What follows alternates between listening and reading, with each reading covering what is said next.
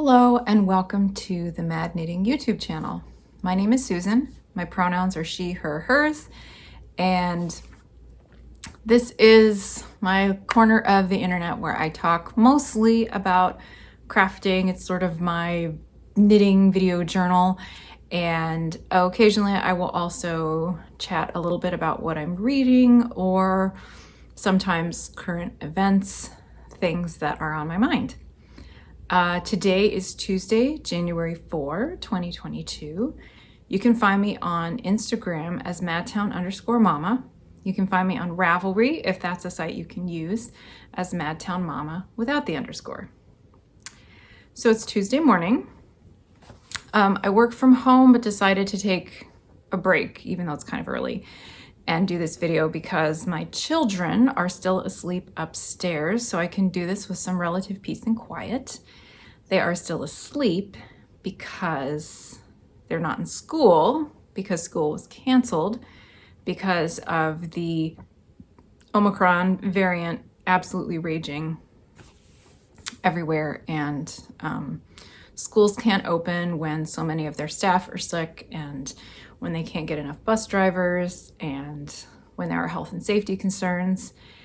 And I have a whole lot of feelings and conflicting feelings and questions about all that and what the plan is and why there aren't more resources available to keep schools open. And it's just a whole lot right now. So I think for right now, I'm just gonna dive right into the knitting and the crafting stuff because honestly, these days, that is what is keeping me grounded.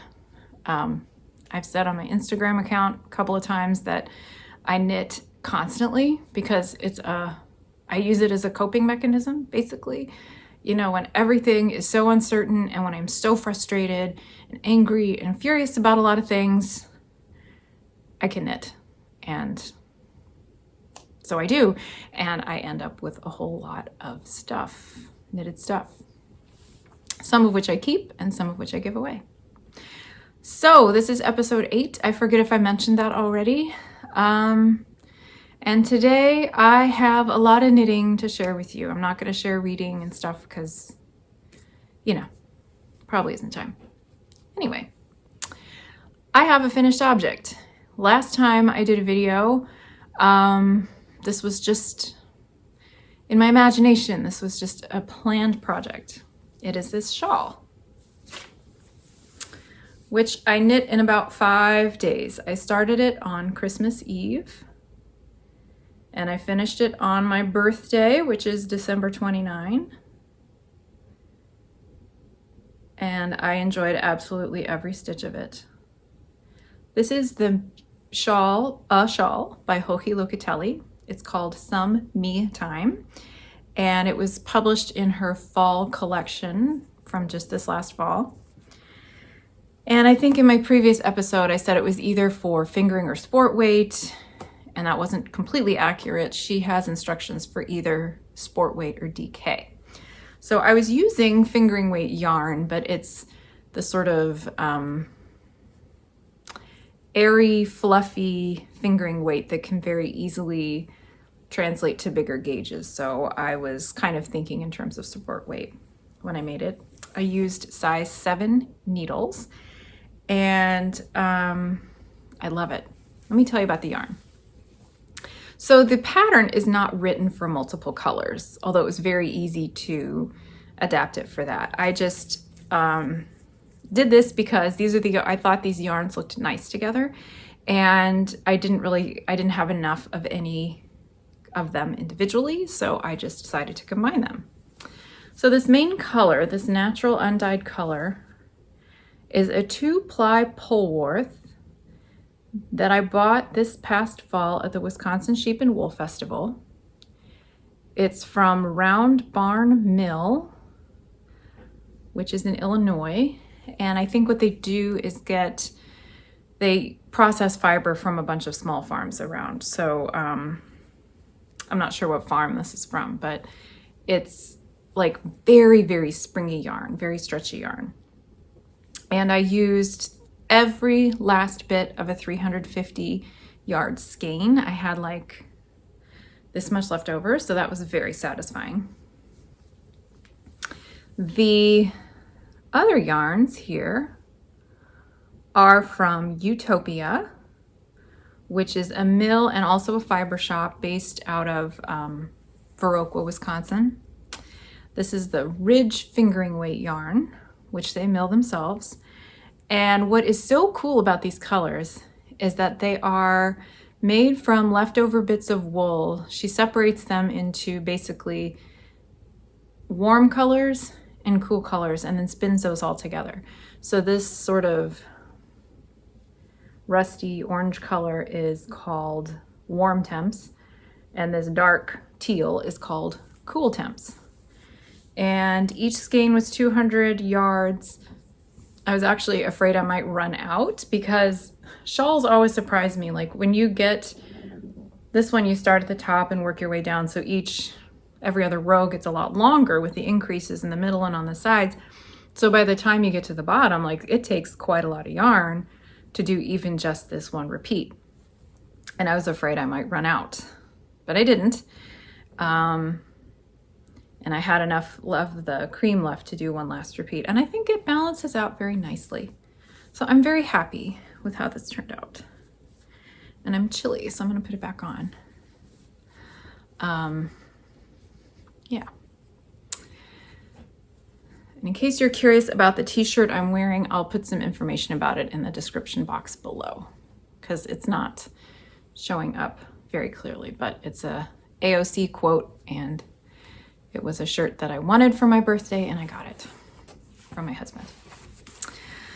Okay, so this is the first finished object. This was like lickety split. This is a definitely self-indulgent because it's for me and I love the yarn and the pattern was very clear and easy to follow. So yay. I have a couple other finished objects that I started ages ago. I think maybe last winter. So I'm gonna show you those. This first is a hat. So I started this, I can't remember when. I think it was probably about a year ago. I just needed a small project, so I dug through my worsted yarn and pulled out a couple of skeins and found a hat pattern. This is the Snow Squall hat by Alicia Plummer. And it's got this real simple texture pattern around most of it. You just do purl stitches every once in a while.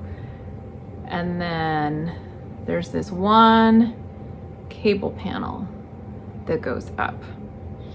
So it's got enough going on to keep it interesting, but it's also pretty quick. And I finished it, and then I set it down and never blocked it or anything, and it just sat in the basket, waiting for me to weave in the ends and block it. So I finally did that last weekend. I think I still want to add a pom-pom, but I can obviously wear it without, so I'm considering it finished. So I'm adding another hat to my collection of many, many hats. But I thought that it would be nice to have a matching set. So when I started the hat, I also started a pair of mittens, which I will put on and show you, and then I will talk about the pattern. So as you can see, this is a different designer. It's not Alicia Plummer, but it's the same yarn, and it's got a texture going. So I thought they looked very nice together.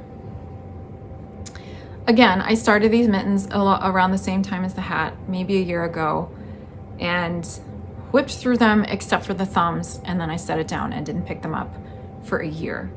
Like I literally had them sitting in this little basket next to the couch that I kept like moving over and putting other projects on top of because I kind of hate knitting thumbs.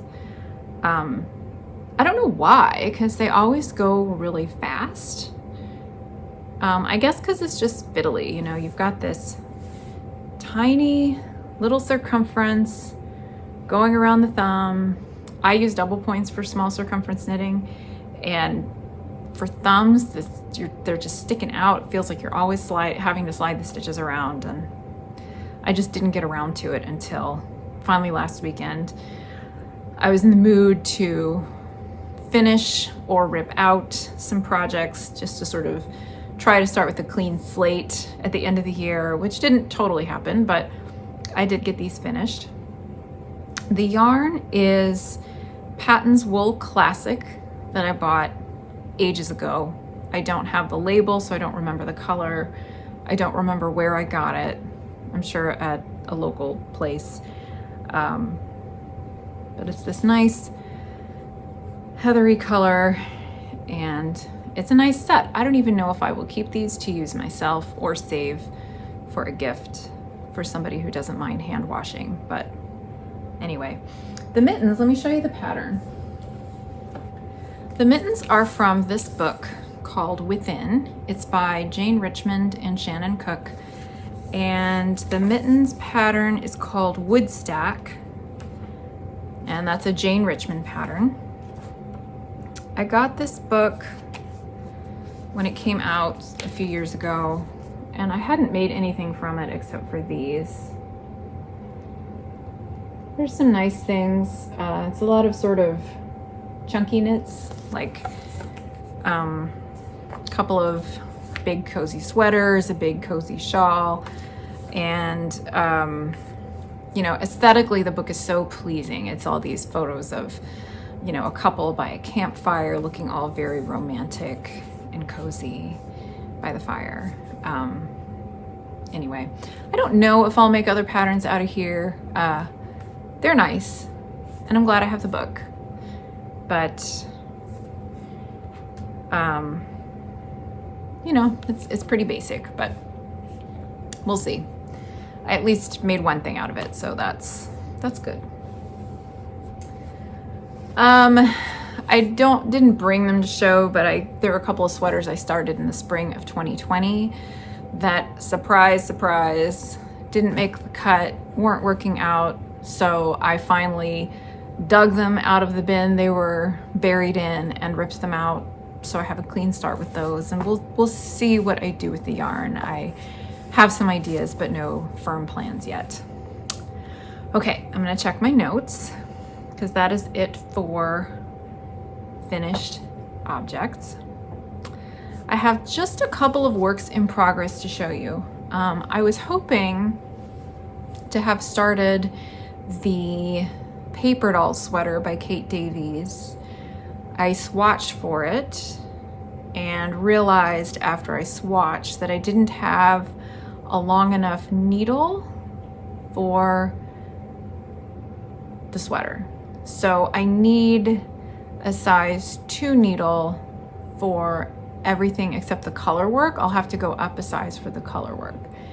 And the only size 2 needles I have are either double points, which obviously is not going to work for a sweater, for the big part of a sweater, and 16-inch circulars, which again is too small. I could probably cram them on, but it's not worth the trouble. So I've ordered a longer pair of size 2 circular needles, and when those arrive, I will be able to cast on.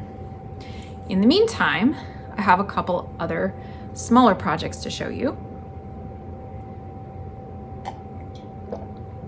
So the first is a pair of socks. I had showed these on maybe the first episode, maybe the second, I can't remember. But these are socks. They're almost done.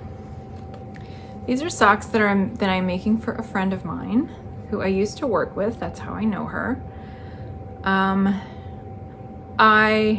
She's just a really awesome person in many ways. And I told her once that I had all these, doesn't like focusing, huh?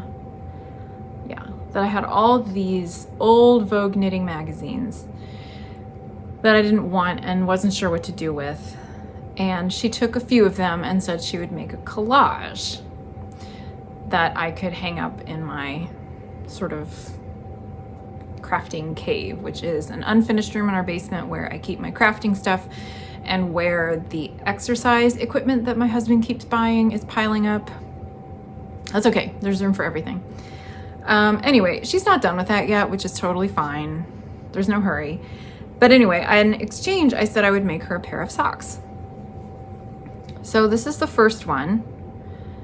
And I have put the toe stitches on waist yarn because I need her to try these on and make sure they're long enough. I know the sock fits around her foot because she tried it on, but I'm not sure about the length. So before I graft the toe, I just wanted to make sure that it fits. Knowing though that everything else fit her foot nicely, I went ahead and started the second sock.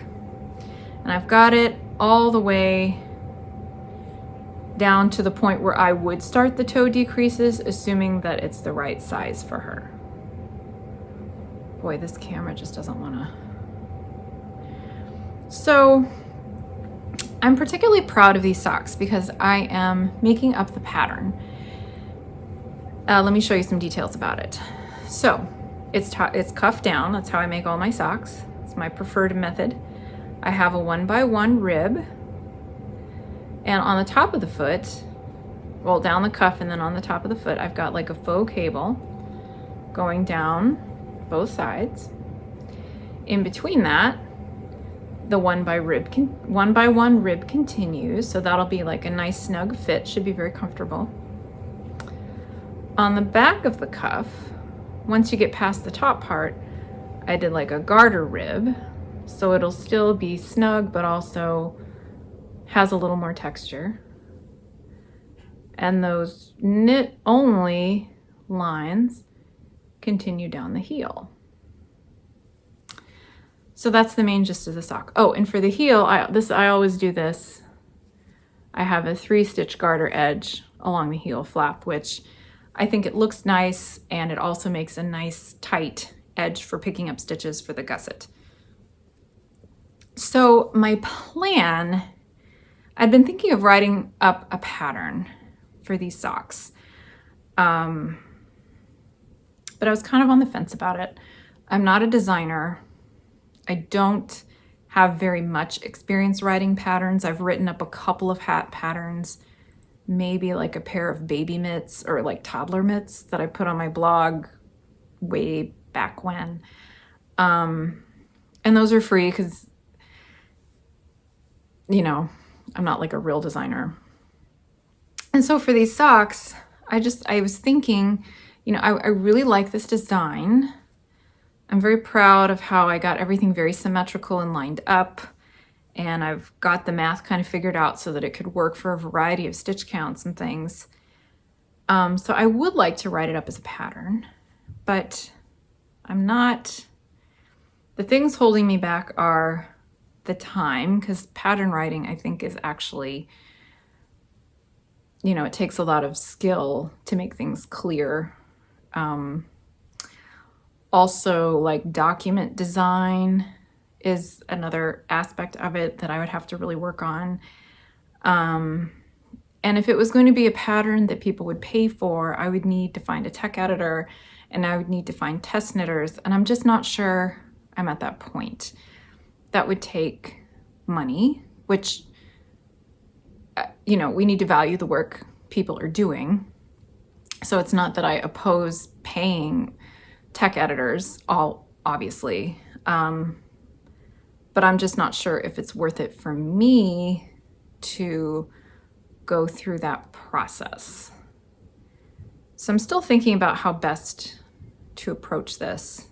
There's just some upfront investment that I'm not totally sure I'm ready to do yet. Plus, you know how many thousands of sock patterns there are out on the internet? And like, this isn't, you know, I'm proud of this. I think it's a nice design, but it's not like mind-blowingly original. I mean, I think there are a lot of socks there. Who knows? This could be like a copy of something that's out there that I don't even know, like faux cable and ribbing. Like, that's not blowing anybody's mind. So before I forget, the yarn is let's see, Regia, Merino Yak. So there's a little bit of yak in it. Oh, come on, camera, phone camera. Doesn't want to focus. Maybe if it's on my face, it'll focus. So it's premium yak, it's merino yak, nylon. So it's like a little bit heathery from the yak fibers, which are sort of brown. And it's nice yarn. I kind of wish I had more of it. This is the only skein I had. So anyway. Okay, the other work in progress may come as a surprise because it's not one I have been planning at all.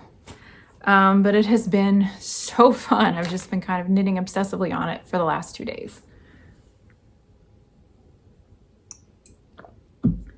So my son, who is 15, he's almost 16. He's going to be 16 in a month. He could really use another pair of mittens. And I started a pair and I ended up ripping it out after the first day. And before I ripped it out, I recorded a short video explaining why and what the issues were. So I'm going to insert that here before I talk some more about this project. This is the first of a pair of Brackthau mittens that I am making for my son. And I'm about to rip them out, but wanted to do a quick video clip to explain a couple of things before I do. So the pattern is brilliant. There's this tree motif on the back of the hand and just another pattern on the palm. And what is remarkable here is that it's the same chart, you know, after the cuff that goes from here all the way up to the top. And the reason it looks different between this section and this section is that I was not thinking clearly about color dominance when I started knitting.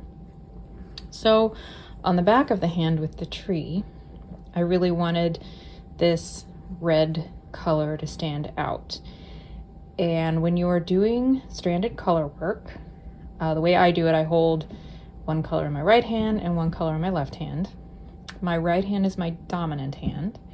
And the way color dominance works is that you want the color that you need to stand out. You have to hold that in your non-dominant hand. So for me, that's my left hand. So for the entire, you know, from here up, I was holding this red color in my left hand all the way around the whole mitten because I knew I wanted this tree pattern to stand out. Now, when you get to the palm of the hand, I got about this far before I realized what I really wanted to stand out on this part of the hand was this lighter gray. And I think I was right about that, but unfortunately I didn't think about it or realize what I was doing until I got this far. So at first, these mittens are for my son, and he at first said that he didn't really care. I mean, this is the palm of the hand. It's gonna get all, you know, felted and matted anyway with use. But the other problem is that the size isn't coming out right. The mitten fits my hand perfectly. Let's see if I can shimmy it on since my left hand is actually holding my phone / camera. It fits me really well. I took the waist yarn out of the thumb stitches, but it's nice and snug, too snug on his hand for comfort. So I have to rip this out anyway and start over. But that's okay because it's a very fun pattern and it will be nice to have this part on the palm consistent with the color dominance issue. And okay, so I hope that was educational and informative for you. I don't remember if in that clip I mentioned the name of the mittens. It is called Brackthau by the designer Faye Cunningham, also known as Uki Knits. And man, is she brilliant. She has such attention to detail. And if I've bought several of her patterns, mostly for hats, I think, maybe for all other mittens. But she just has this brilliant sense of color. I think she's actually trained in design or graphic design of some sort. And you can really tell because her designs are exquisite. Her patterns are beautifully written. The Bracthaw mittens come in 3 sizes, and she has separate sets of charts for each size, for each hand, because of course the left and right hand mirror each other.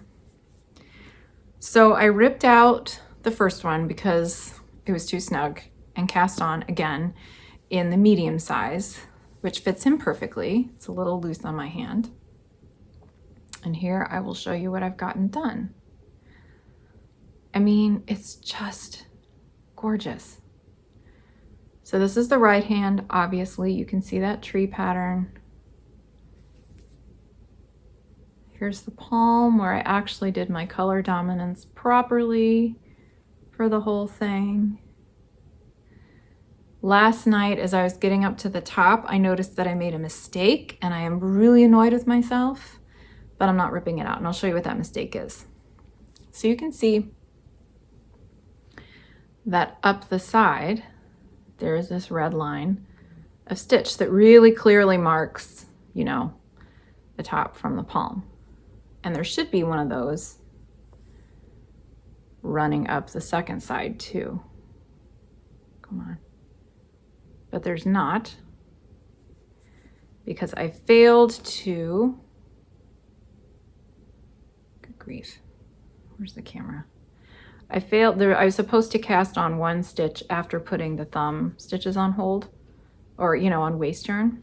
So there should be one of those red stitches running up here. And there isn't. I just missed it in the chart. So, you know, it's on the inside of the hand.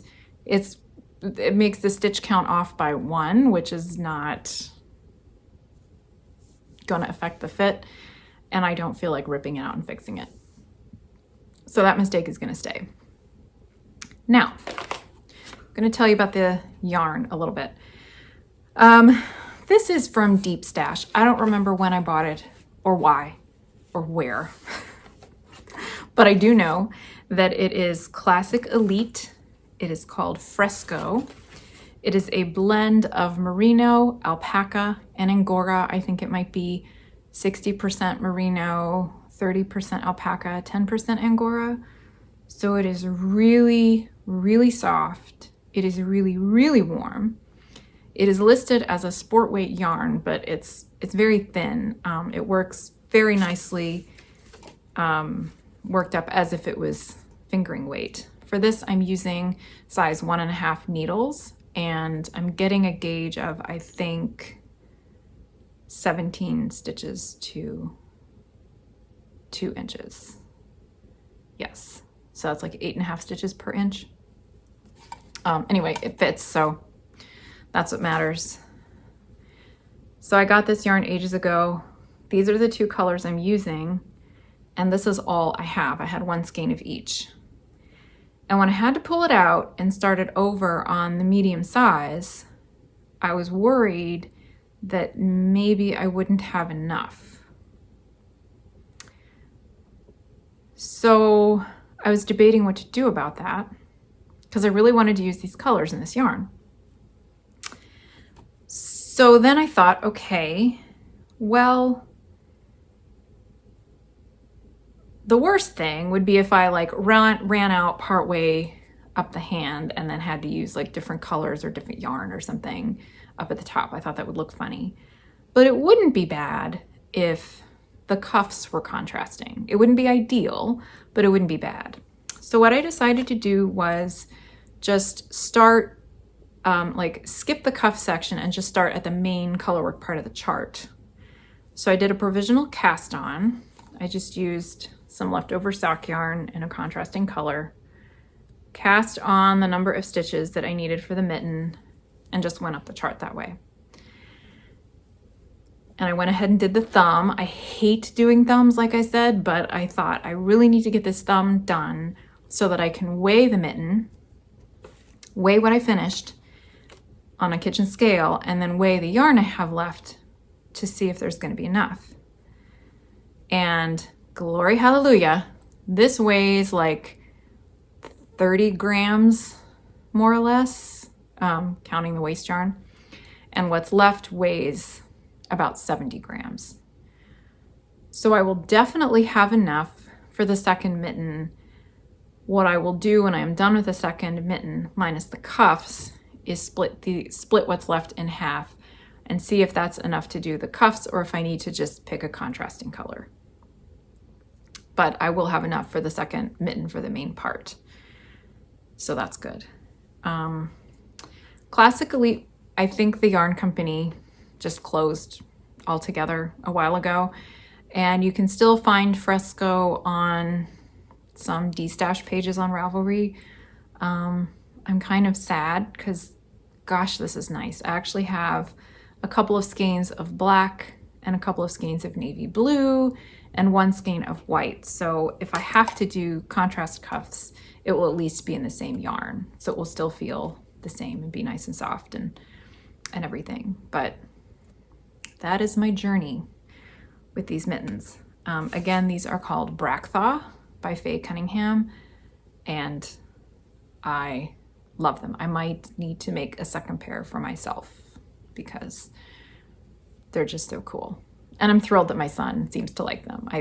I thought he maybe wouldn't want something so patterned, but he seems pretty pleased with my progress so far. All right. That is all the knitting I have for today. I really need to get back to work. So I'm going to call it for today. I hope you enjoyed. I'll see you next time.